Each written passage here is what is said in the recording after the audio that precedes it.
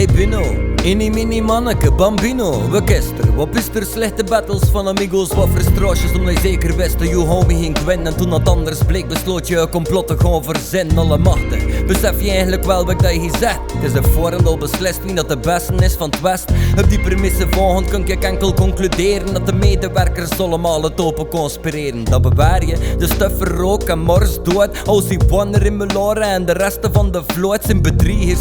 Leugenaars zijn allemaal een fake, want ze werken mee aan een vriendjespolitieke strijd of wat?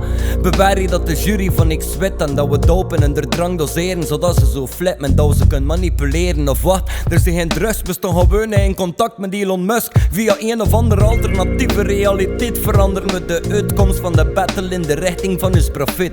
Of wat? Misschien laten we de deelnemers klonen en vermoorden en stellen we juist hem ook op iets ten toon. The fuck? Je redeneert zo krachtig lekker drol als een shit komt uit je mond, wat verlaat er niet? You know, je bent jong, ik ging daar niet over van. Maar het is de eerste keer dat ik het wien dissen die nog niet van horen heb ze baan. Je doet niet mee met sing shit, dus wuk. Je zit de rapper, want voor mij te doen moet je ergens wij verstanden van de letters en dat treft. Want binnen we de hele grote bek, dat past in opgesloten glazen botten, want die shit is weg. Je hebt geen verstand van battles, laat staan van het wat anders. Je niet maar hoe is om zeep, lijkt me smaak van koriander. Het is dit voor te veranderen, misschien moet je solliciteren. Weet niet eens waar je zit al op de bodem, lekker een anker. Je dismashen die er volledig engageren, omdat je zo parasiet dat je op een ander zwerp moet teren. Je niet een biet te dragen zonder aan dat lekker kleuter. Trek die matjes zodat er het wien zo staan achter het geluider dat je brabbelt. Je klinkt like een professionele psycho. Je ontwikt je tegenstanders, maar dat is typisch Budokaido. Je mist de innerlijke sterkte, je zit een faker. Want eerlijk, je niet weg van een grote krijger. Een schande voor de sport, ik had toon dat je het is laf. Zag schrest als hoe dat moet en om het draaien is een graf. Ik heb ogen uit mijn rek, spugen vier gelijke draken. Met of zonder een kokorie, ik heb curry van je ma. Je kakt op zijn hip-hop zien, maar kent er echt een zak van. Zo niks weten van dit element, nog kent je eigen jantra. En boos me dan met dit zakt en lach maar. Maar stel het je space, player de Gent Samuel, kijk Casablanca. Je comments zijn banaal, ze verwijten in de overdracht. Je cognitief gestructureerde brein zoekt naar logica. Je dips als stif,